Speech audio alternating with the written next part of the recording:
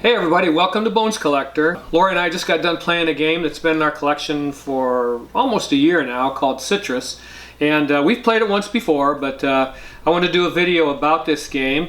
The game was designed by Jeffrey Allers. The art is by Clemens Franz, the guy that does the art for some of Uwe Rosenberg's games, Agricola and so forth. But Citris is a tile laying game, and I'm going to tell you right up front, it's one of my favorite games to play. Now that doesn't mean it would be in my top 20 of best design games or anything like that, which it probably could be, but I don't know if I would put it in that company. But as far as having fun playing a tile laying game, this one is way up there with Glenn Moore. Just a fine game design, and it's just an excellent game to play.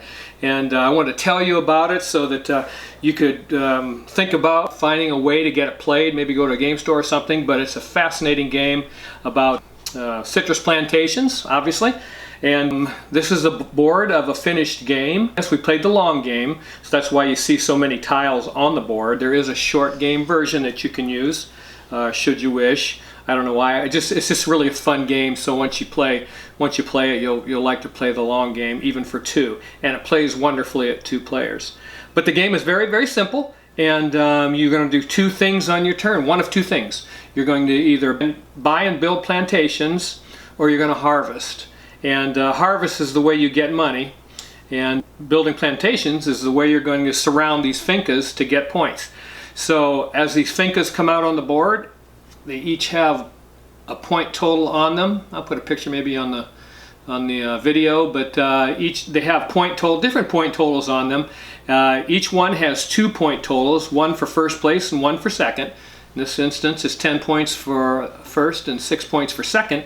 And the way you get first place is to have the most plantations surrounding that finca with your guy on it. So you would have to have, let's say in this plantation, or in this particular instance, we would score this finca like this. This yellow player would have 1, 2, 3, 4, 5, 6, 7, 8, 9, 10, and the green player would have 1, 2, 3, 4, 5, 6 plantations. So that naturally the yellow player would be in first place to get the highest point total. But that's the way those are scored. So on this board over here, and I'll place some tiles on here randomly just to give you an idea about what this would look like. And we pull these out of the bag in a random fashion to seed this board for plantation purchase. But it would look something like this. And there we go. So that's what it looks like when you're making a decision. So you're going to decide whether you want to buy plantations or harvest your workers off the board. Now, if you're going to buy plantations, you have to have the money to do that. And you keep track of that on your player board with this little ring, and it goes on these dollar numbers here. That's the way the game is played. You're going to have to buy a whole row of these tiles. So you have to have $4 if you're going to buy 4 tiles, obviously. But you have other options. There's a row of 2 and rows of 3 right now because this board is full. So the decisions are very, very difficult in this game, and that's what makes it really so much fun to play. Because immediately, if you're going to build on the board around one of these fincas, you have to decide how you want to do it. Maybe you want to just spend $3. Maybe you just want to spend $2. And because you maybe don't have much money, or maybe your strategy is to just go slowly and you don't want to spend all your money at once. So it depends on how you want to play the game. But the decision to buy these, of course, you have to look at the board and ask yourself, what would benefit me the most? What colors of plantations? Maybe you already have some orange plantation started already on the board and you want to add to it. So you would want to buy maybe a row of this with orange. Maybe you want to get a couple of let's say you wanted to get 2 green plantations. You could buy this row with 2 green and an orange, and maybe somewhere on the board where you placed and these special landscape tiles are on the board also, on these green spots where you have green bushes or whatever. But you can build from a finca and get those special landscape tiles, which give you a special power.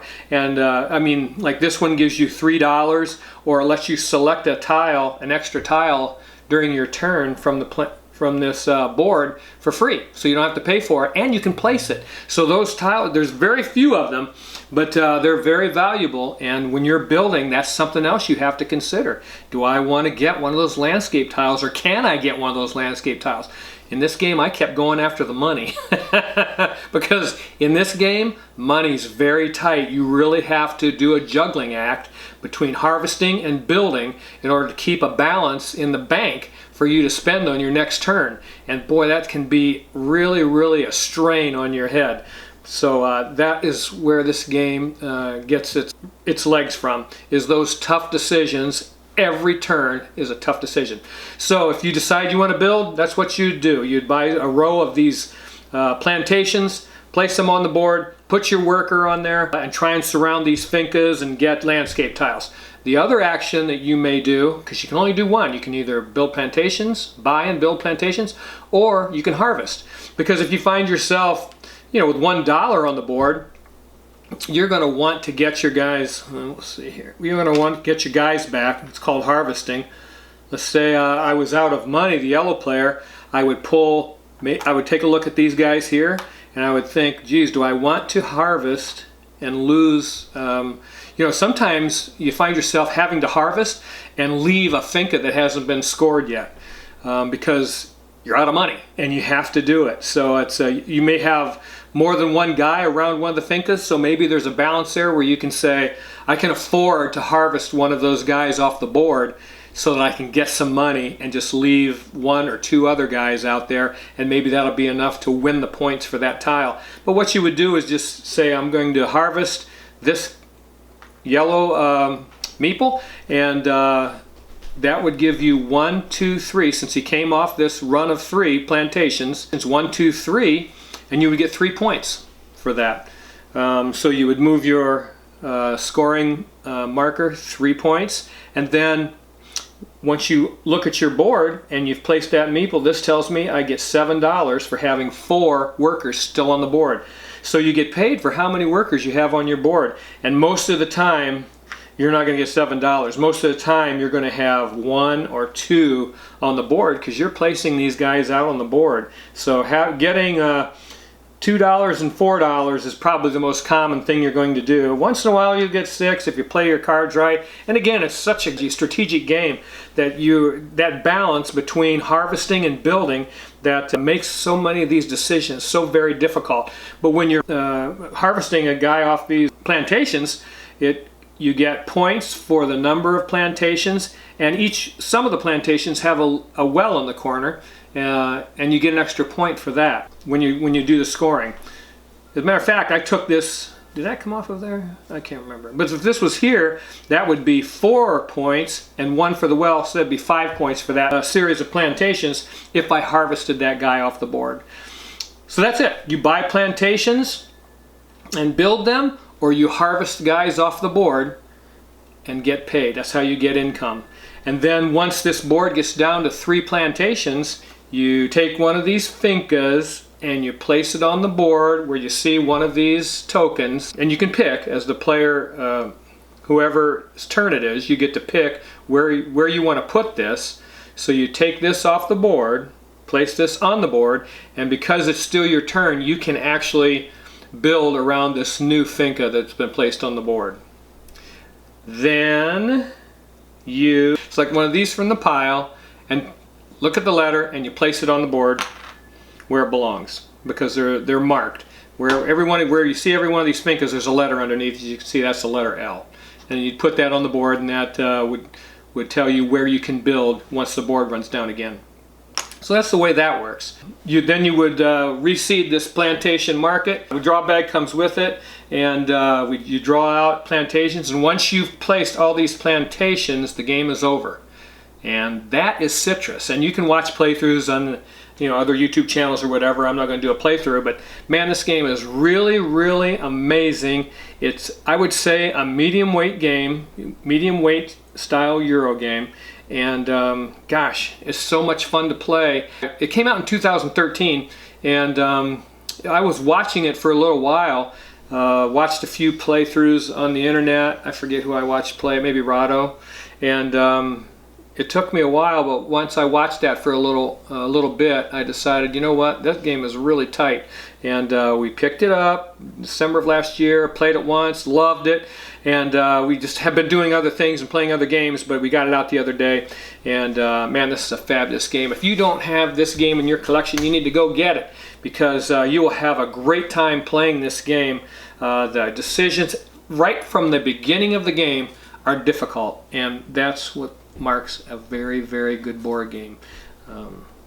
Yeah, we had an amazing time playing this game every time. It's pretty to look at, and one of the things I love about it, of course, is TMG.